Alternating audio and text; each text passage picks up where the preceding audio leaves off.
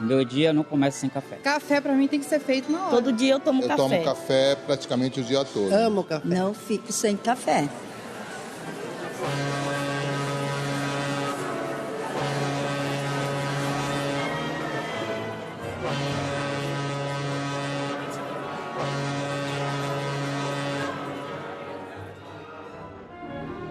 Brasil, século XIX. As atividades econômicas do país estão mudando. A exploração intensa de minerais e pedras preciosas chega ao fim. No norte do país, a extração de borracha continua. E ali perto, no Maranhão, o forte ainda é o cultivo de algodão exportado para a Inglaterra. Neste cenário, um novo produto começa a ser cultivado pelas mãos dos escravos: o café. As grandes fazendas produtoras estão na região sudeste, no Vale do Paraíba.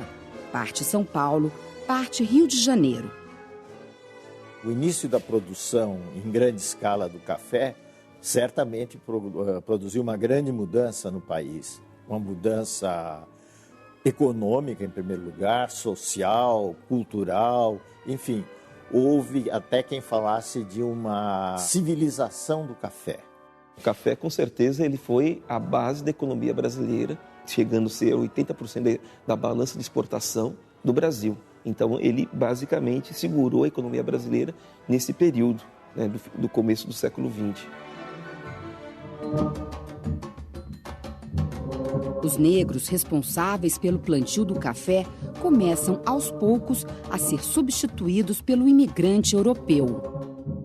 Até a abolição, o trabalho escravo, os negros, foram empregados nas fazendas de café e cobriram todas essas necessidades do trabalho do setor cafeeiro, da plantação de café. Com a abolição, houve uma opção de fazendeiros, grandes proprietários em geral, pela mão de obra livre. Para entender por que havia tanta oferta de trabalhadores livres, é importante dar um pulo na Europa. Nas últimas décadas do século XIX, um dos principais problemas no velho continente é a terra. A escassez de terra, a partilha muito grande por causa das heranças, a ocupação da terra em maior escala por poucas pessoas. Ao mesmo tempo, a Europa vivia um índice de aumento da população muito grande. Então havia, sim, o propósito de esse excedente buscar a América, esse excedente fosse fazer a América, como se dizia. Fazer a América, para esses imigrantes, significava cruzar o oceano e trabalhar na nova terra. Ganhar aqui o sustento e melhorar de vida. A grande maioria eram italianos. Também muitos portugueses, mas lembrando que os portugueses já tinham vindo no processo desde o século XVI, XVII e XVIII, porque aqui foi uma colônia portuguesa.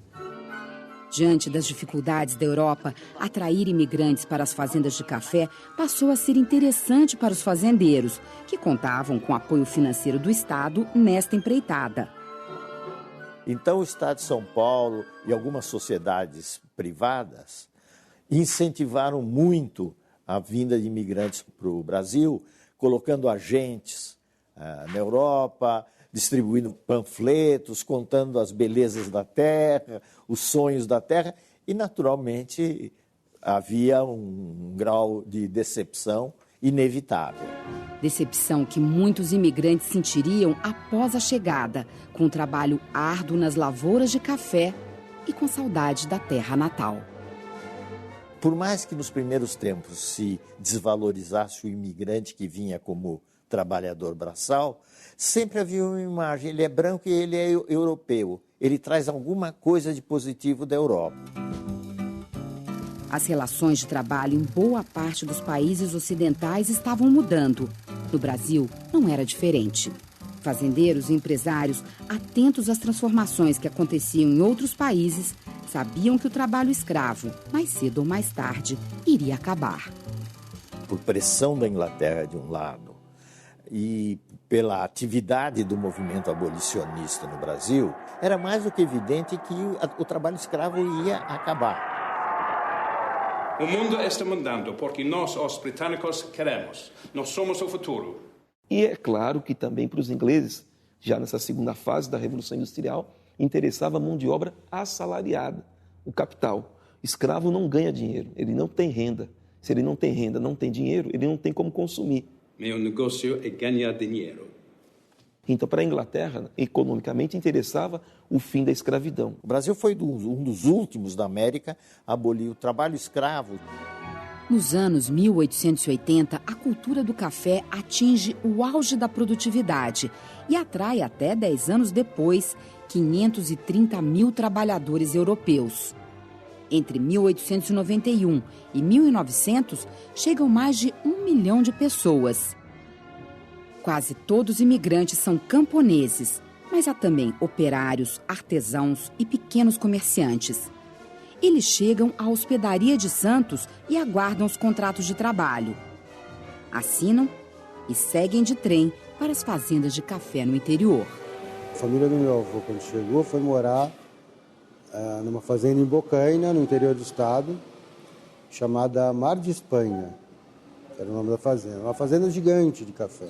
Na minha infância, eu lembro do meu avô contando que eram donos da sua história. Chegaram aqui e foram trabalhar de empregados. Tinha uma casa que era só deles quando eles chegaram.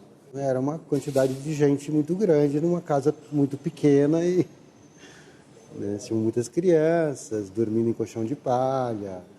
Eles passavam muito frio no começo. Todo mundo dormindo junto para se esquentar também. Levantava-se muito cedo, né? Porque a lida no café é de sol a sol. Era uma vida bem sofrida, né? Eu não lembro do meu avô desiludido nunca, né? Sempre foi um cara muito batalhador, né? Um cara que sempre tinha uma palavra positiva, né? Tá difícil, mas já foi muito pior.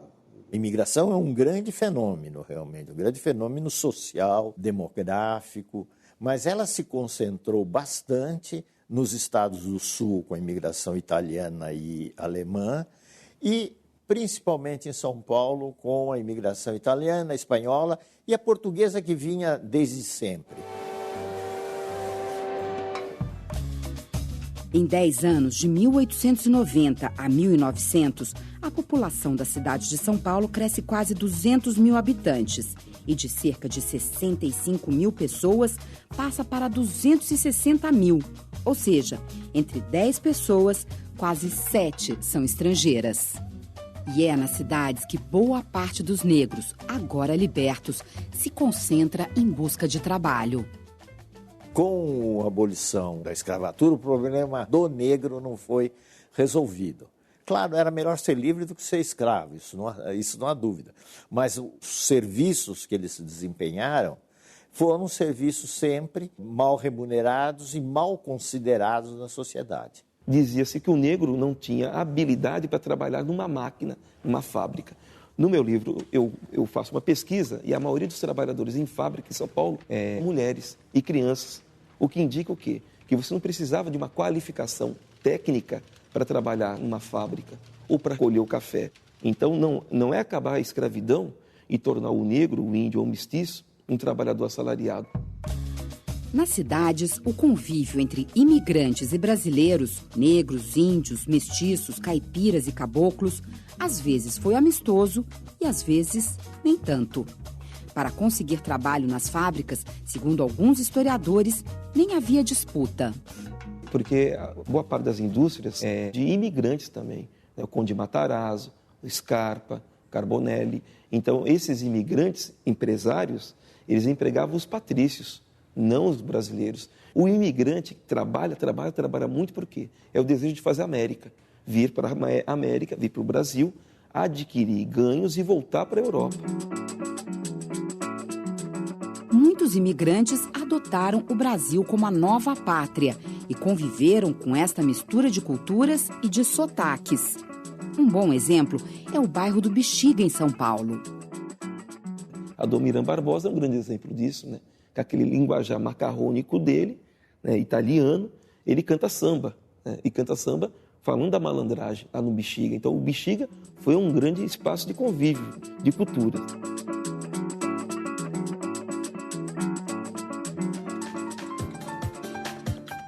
A partir de 1908, o Brasil revê a proibição à imigração de orientais e um novo grupo de imigrantes vem para o país. Naquela época, o Japão passava por uma revolução que privilegiava a indústria e esquecia as áreas rurais. Abandonados, estes camponeses viram na imigração a única alternativa. No comecinho do século XX, os japoneses se tocaram que era preciso mandar um excedente de população para fora do Japão. Houve casos de certas regiões que eles foram trabalhar como colonos de fazendas. Mas o grosso da população japonesa veio para se instalar em pequenas propriedades. Houve todo um plano de fixação, concessão de terras, pagamento a longuíssimo prazo e tal. Na década de 1910, imigrantes de várias nações continuam chegando. Eles representam cerca de 10% de toda a população brasileira. Trabalham nas lavouras de café, em pequenas propriedades ou nas cidades.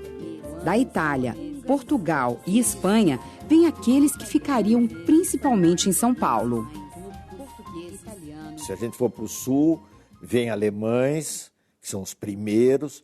Depois vem os italianos, vem os poloneses que se fixaram no Paraná. Sírios e libaneses eram numericamente, não eram tão poucos, mas perto dos italianos, por exemplo, eram realmente poucos. Só que eles tiveram uma história feliz, digamos assim, com todos os problemas, etc. Estou falando assim, grosso modo. E eles se instalaram e tiveram um papel importante como comerciantes e industriais. Os judeus um pouco também nessa medida. Da segunda década do século XX em diante, a ideia de que era fácil fazer América começou a diminuir. Primeiro, porque aqui as terras foram sendo ocupadas e havia menos espaços livres para as atividades rurais. Além disso, as condições na Europa também estavam mudando.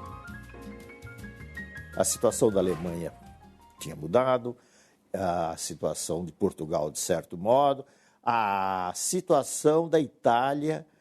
O Mussolini iniciou toda uma política de fixação do italiano na Itália.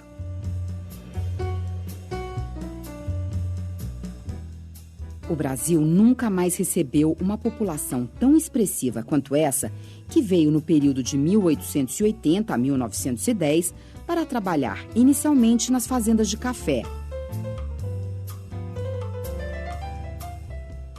O cultivo deste produto ajudou a modernizar a agricultura brasileira, trouxe estabilidade à economia e impulsionou o crescimento da indústria, do comércio e até da infraestrutura. A importância do café também fez com que São Paulo começasse a participar cada vez mais dos destinos políticos da nação.